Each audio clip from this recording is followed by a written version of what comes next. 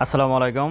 আশা করি আপনারা সবাই ভালো আছেন। রবিবার মোটামুটি মার্কেট ভালোই গেল, কিন্তু ভয়ঙ্কর এক মার্কেট ছিল। বিনিয়োগকারীদেরকে আজকে অনেক দিন শেষে একটু আনন্দ দিয়েছে, আবার দিনের শুরুতে খুব বেশি হতাশাগ্রস্ত করেছে।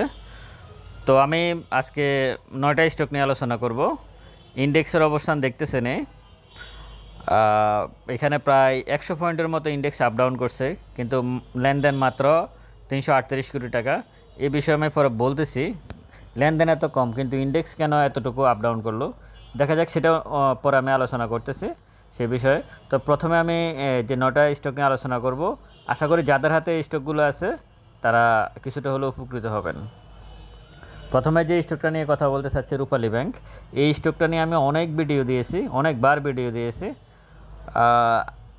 এই স্টকটার অন্যতম, ব্যাংক সেক্টরের মধ্যে অন্যতম কারণ হচ্ছে এই স্টকটা গভর্নমেন্ট স্টক, গভর্নমেন্ট শেয়ার। প্রায় 90%-এর মতো সরকারের কাছে শেয়ার আছে।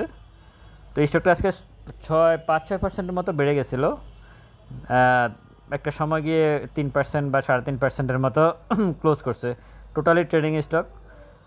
আগামী সম্ভবত 30 তারিখে তার ডিভিডেন্ড ডিক্লেয়ার আছে। ডিভিডেন্ডকে কেন্দ্র করে হয়তো যদি ভালো কিছু ডিভিডেন্ড আসে, রূপালী ব্যাংক খুব ভালো ডিভিডেন্ড দেয় না, টোটালি ট্রেডিং স্টক। তো ডিভিডেন্ডকে কেন্দ্র করে যদি ডিভিডেন্ড আসে তাহলে হয়তো আর প্রাইসটা আপ করার সম্ভাবনা আছে।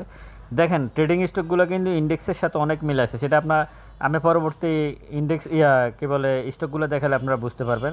তো রূপালী ব্যাংক এখন যেখানে আছে, জাস্ট ইন্ডেক্স কী আচরণ করে তার উপর নির্ভর করবে আসলে সে ভালো করবে কিনা। তবে যেহেতু তার ভলিউম হয় না, আজকে নিচে ভলিউম নাই এবং একটা সবুজ ক্যান্ডেল, আশা করা যায় আগামী দিনেও সে এখান থেকে ভালো কিছু করবে। আর এই শেয়ারটা পড়ছে মূলত 10 পয়সা 20 পয়সা করে করে পড়ছে গত এক মাস ধরে। একটা না যে পড়ছে ব্যাপারটা এমন না, সে মাত্র 10 পয়সা 20 পয়সা করে করে সে ডাউন হয়েছে। তো এখন আজকে আসে সে 6%-এর মতো আপ করছে, পরবর্তীতে ক্লোজ করছে 3%-এর মতো। এই স্টকটাতে আপনারা ট্রেডিং পারপাসে দেখতে পারেন, এটা ইনভেস্টমেন্ট স্টক না। এরপর যে স্টকটা ট্রাস্ট ব্যাংক, এটা ইনভেস্টমেন্ট স্টক। সে প্রতিবারে 20% করে ক্যাশ এবং স্টক ডিভিডেন্ড দেয়। কখনো 8% স্টক, 12% ক্যাশ, বা 10% স্টক 10% ক্যাশ, এইভাবে দেয়।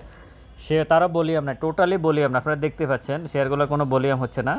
তো ট্রাস্ট ব্যাংক সেনাবাহিনী কর্তৃক পরিচালিত, নিচে পড়ছিল আজকে, কিন্তু দিন শেষে আবার উপর উঠে গেছে। এর 28 তারিখে, সম্ভবত 28 তারিখে ট্রাস্ট ব্যাংকের Q1-এর ইপিএস Q1 দিবে, প্লাস সে ডিভিডেন্ড ডিক্লেয়ার করবে। তো হয়তো ডিভিডেন্ডকে কেন্দ্র করে প্রাইসটা কিছুটা আপ হবে, কিন্তু ইন্ডেক্স যেভাবে পড়ছে শেয়ারটা কিন্তু ওইভাবে পড়ে নাই। এটার অন্যতম কারণ হচ্ছে শেয়ারটাতে আসলে ডিভিডেন্ড পলিসির কারণে শেয়ারটা খুব বেশি নিচে আসার সম্ভাবনা, সুযোগ ছিল না আর কি। তো ট্রাস্ট ব্যাংক এই দিক দিয়ে খুবই ভালো অবস্থায় আছে, যদিও তোর প্রিভিয়াস সাপোর্ট জোন কিছুটা ভেঙে ফেলছে। এখানে এন্ট্রি নেওয়াটা অনেকটা সেফ জোন আমি মনে করি ট্রাস্ট ব্যাংকের, অন্তত ডিভিডেন্ডকে কেন্দ্র করে। সে যদি ডিভিডেন্ডের পরও রেকর্ড ডেট পরেও গিয়ে সে 10%ও কমে, তাতেও আপনি 10% এখান থেকে গেইন করার সম্ভাবনা আছে। অ্যাকমি ল্যাব, এরপরে যে স্টকটা হচ্ছে অ্যাকমি ল্যাব, ফার্মাসিউটিক্যাল সেক্টরের। অ্যাকমি ল্যাবে আমি যে বিষয়টা বলবো সেটা হচ্ছে, সেখানে তো সাপোর্ট জোন এখন অবস্থান করতেছে, ভালো স্টক, খুবই ভালো স্টক ফার্মাসিউটিক্যাল সেক্টরের। এখানে এন্ট্রি নিলে প্রফিট করার সম্ভাবনাটা এই মুহূর্তে খুবই বেশি। আমি যে বললাম আপনাদেরকে যে ইন্ডেক্সের সাথে শেয়ারের মিল থাকে, সেটা এখানে দেখা গেছে প্রতিটা স্টকে। আপনি ট্রাস্ট ব্যাংক হয়তো কিছুটা কম, কিন্তু রূপালী ব্যাংকে আপনি 100% দেখতেছেন। আপনি অ্যাকমি ল্যাবও দেখবেন না, কারণ অ্যাকমি ল্যাবও ফান্ডামেন্টাল মোটামুটি স্ট্রং। পড়ছে ঠিক আছে, কিন্তু খুব বেশি পড়ে না, কারণ প্রিভিয়াস যে সাপোর্ট জোন আছে সেখানে সে অবস্থান করছে। সুতরাং এই শেয়ারটাতে নতুন করে এন্ট্রি নেওয়ার চিন্তাভাবনা অথবা অ্যাভারেজ করার চিন্তাভাবনা যারা করতেছেন, আপনারা চাইলে এটা করতে পারেন, অ্যাভারেজ করতে পারেন, এন্ট্রিও নিতে পারেন। জিপি, আজকে এই শেয়ারটাই সবচেয়ে বেশি ভয়ঙ্কর আচরণ করছে। প্রবলেমটা ছিল জিপির ইপিএসটা কমার ছিল, Q1-এ অর্ধেকের, গত বছরের থেকে কমার ছিল প্রায় অর্ধেক।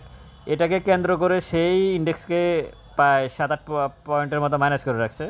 পরবর্তীতে অবশ্যই উপরে উঠে আসছে, সে নিচ থেকে অনেক উপরে উঠে আসছে। নিচের আপনারা অনেক উইক দেখতেছেন, ইন্ডেক্সের সাথে মিলাইছে। জিপি এখন আসলে এই মুহূর্তে কেনার মতো স্টক না, যেহেতু এটা ডিসেম্বর ক্লোজিং, তার ডিভিডেন্ড সব কিছু কমপ্লিট, Q1 দিয়েছে, এগুলো এখন না, এখন চলে যেতে হবে জুন ক্লোজিং ভালো ভালো যে শেয়ারগুলো আছে সেগুলোতে। আবার ডিসেম্বর ক্লোজিংয়ে যখন নভেম্বর ডিসেম্বর মাস আসবে এই বছরের, তখন এই স্টক নিয়ে কোয়ার্টার 3 আসার পর তার কোয়ার্টার 1-এর ইপিএস 2, 3 সব ইপিএসগুলো একসাথে ক্যালকুলেশন করে তখন চিন্তাভাবনা করা যেতে পারে জিপিতে কোন পজিশনে আমি এন্ট্রি নিতে পারি, সে ডিভিডেন্ড কী দিতে পারে, এগুলো ক্যালকুলেশন করে তখনকার পরিস্থিতিতে তখন চিন্তাভাবনা করা যাবে। এই মুহূর্তে আসলে জিপি পড়ে গেছে মানে এন্ট্রি নেওয়ার কোনো স্কোপ আছে বলে আমি মনে করি না। জিপিতে ট্রেড করার জন্য সাধারণত কেউ এন্ট্রি নেয় না।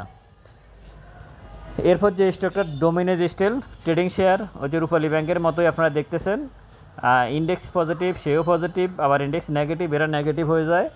তো এখন যেখানে আছে ভলিউম হচ্ছে না, সুতরাং এখান থেকে আশা করা যায় পজিটিভ কিছু হতে পারে। ডোমিনেজ স্টিলে এন্ট্রি অ্যাভারেজ করা যেতে পারে, সম্ভাবনা আছে এখান থেকে প্রাইস আপ হওয়ার। ইন্ডেক্স যদি পজিটিভ আচরণ করে, এবং পজিটিভ আচরণ করার সম্ভাবনা বেশি ইন্ডেক্স। এরপর যে স্টকটা নিয়ে কথা বলবো, একমিফাল। অ্যাভারেজ করা যায়, এন্ট্রি নেওয়া যায়, কারণ হচ্ছে নিচে ভলিউম নাই, মানে কেউ শেয়ার সেল দিচ্ছে না। শেয়ার যেহেতু সেল দিচ্ছে না, তার মানে এখানকার যারা আছে তারা কেউ এই স্টকটা নিয়ে এখন আর মানে চিন্তিত না যে আমরা সেল দিব না, আমরা কারো কাছে বিক্রি করতে চাই না। সুতরাং এখন যেখানে আছে একমিফাল, এখানে অ্যান্টি অ্যাভারেজ দুটোই করা যেতে পারে। এই মুহূর্তে শেয়ারটার প্রাইস প্রায় কত 13 টাকা 60 পয়সা, মোটামুটি ভালো পজিশন আছে, আপ ডাউনের মধ্যে আছে, ছোটোখাটো একটা প্রফিট টেক করা যেতে পারে একমিফালে। ওয়ালটন নিয়ে একটা নিউজ আছে, সেটা হচ্ছে উদ্যোক্তা পরিচালক তার সম্ভবত স্ত্রী এবং তার কন্যাদেরকে উপহার দেবে। আসলে এগুলো উপহার না, এগুলো হচ্ছে বাটপারি, এগুলো সিস্টেম করে, কারণ সরাসরি একটা শেয়ারের পরিচালকে কোনো শেয়ার বিক্রি করতে পারে না, হ্যাঁ, ঘোষণা দেওয়া ছাড়া। তো এরা কী করে, এরা ওয়াইফের নামে, ভাইয়ের নামে, নিজের ছেলে মেয়ের নামে উপহার হিসেবে দান করে দিয়ে তখন ওদেরকে দিয়ে বিক্রি করে। সুতরাং এই স্টকটা সম্পর্কে একটু সাবধানতা অবলম্বন করবেন, কারণ আর এছাড়া এর ইপিএস এবং নেট অপারেটিং দুটোই একটু খারাপ আসতেছে মনে হচ্ছে। এই বছর গত বছর 350% ক্যাশ দিলেও এবার সে কী করে দেখার বিষয়। ডিসেম্বর ক্লোজিং, সম্ভবত ডিসেম্বর ক্লোজিং, আমার এই মুহূর্তে ঠিক মনে নাই ওয়ালটন, আপনারা দেখে নেবেন। এই ডিসেম্বর ক্লোজিংয়ে June closing stock Walton, December না, জুন ক্লোজিং। তো কোয়ার্টার 3 দেখার পরে, কোয়ার্টার 3 আসছে কিনা আমি জানি না, এখনও আর দেয় নাই, সম্ভবত কোয়ার্টার 3 সমস্ত কিছু দেওয়ার পরে গিয়ে সিদ্ধান্ত নেবেন আসলে কোথায় গিয়ে আপনি সেটার ফার্স্ট কোথায় নামতে পারে, তারপর আপনি কোথায় এন্ট্রি নেবেন। এন্ট্রি নেওয়া যাবে না সেটা না, ক্যালকুলেশনটা হচ্ছে মূল বিষয়, যে আমি এবছর সে কত % ডিভিডেন্ড দিতে পারে, গত বছর তার টোটাল ইপিএস কত ছিল, এবছর টোটাল ইপিএস কত, এবং কতটুকু সে ডিভিডেন্ড দিতে পারে, সেই অনুযায়ী যদি প্রাইস আসে তাহলে আমি এন্ট্রি নেব। প্রাইস না আসলে ওয়ালটনকে তো ভালোবাসার কোনো কিছু নাই। পুঁজিবাজারের কোনো স্টককে কখনো নিজের আপন মনে করবেন না, হ্যাঁ, এটা কেউ আপনার আপন না। এইখানে যারা আছে এত ভালোবাসার কিছু নাই। যখন যেটা আপনার সামনে আসবে, যেটাকে নিজের ক্যালকুলেশন অনুযায়ী ভালো মনে হবে, তখন সেটাতে এন্ট্রি নেবেন। এই মুহূর্তে এই শেয়ারটা দেখতে হবে, এন্ট্রি নেওয়া যাবে না। সাপোর্ট অ্যালায়েন্স পোর্ট, সামিট গ্রুপের শেয়ার, চট্টগ্রাম বন্দর কেন্দ্রিক একটা কোম্পানি, ভালো, যদিও আওয়ামী গণনার শেয়ার, কিন্তু খুবই ভালো অবস্থায় আছে এই মুহূর্তে। এই যে মার্কেটের এত পতন হলো, কত কিছু হলো, কিন্তু শেয়ারটার কিছু হয় নাই। ডিভিডেন্ডের সাথে খুবই ভালো, মানে খুবই ভালো একটা স্টক। এই ধরনের স্টক এন্ট্রি নিয়ে, জুন ক্লোজিং স্টক, এই মানে ফান্ডামেন্টাল স্টকের মধ্যে এটাও অন্যতম, সামিট অ্যালায়েন্স পোর্ট। সুতরাং এই স্টকটা আপনারা দেখতে পারেন, একেবারে ফান্ডামেন্টাল স্টক। প্রাইস যদি কমে, নিশ্চিন্তে এই স্টকগুলো থেকে প্রফিট করা যায়। এখন যেখানে আছে এখান থেকে মানে সেটাতে প্রফিট করার সম্ভাবনা খুবই বেশি। যদিও সামিট গ্রুপের এটা হচ্ছে এর নেগেটিভ সাইড, এছাড়া সমস্ত কিছু তার পজিটিভ, ইপিএস বলেন, নেট অপারেটিং বলেন, তার ডিভিডেন্ড পলিসি বলেন, শেয়ারের প্রাইস বলেন, সব কিছু পজিটিভ, আপনারা দেখে নেবেন। সামিট অ্যালায়েন্স ফুড খুবই ভালো একটা স্টক। এরপর যে স্টকটা নিয়ে কথা বলবো, Jamuna oil, fuel and power সেক্টরের। ইন্ডেক্স যেভাবে পড়ছে, যমুনা অয়েল কিন্তু ওইভাবে পড়ে না, আপনারা দেখতে পাচ্ছেন। সে আগের যে সাপোর্ট জোন আছে সেখানে অবস্থান করতেছে। কোয়ার্টার 3 সম্ভবত ঘোষণা করবে 2-1 দিনের ভিতরে। জুন ক্লোজিং স্টক, পুঁজিবাজারের তালিকাভুক্ত জুন ক্লোজিং যতগুলো স্টক আছে, যদি 10টা ভালো স্টক থাকে তার মধ্যে যমুনা অয়েল অন্যতম। সুতরাং এই ধরনের স্টকে বিনিয়োগে ডিভিডেন্ডকে কেন্দ্র করে এন্ট্রি নেবেন, অন্তত কিছুটা প্রফিট করে বের হতে পারবেন এই মার্কেটেও।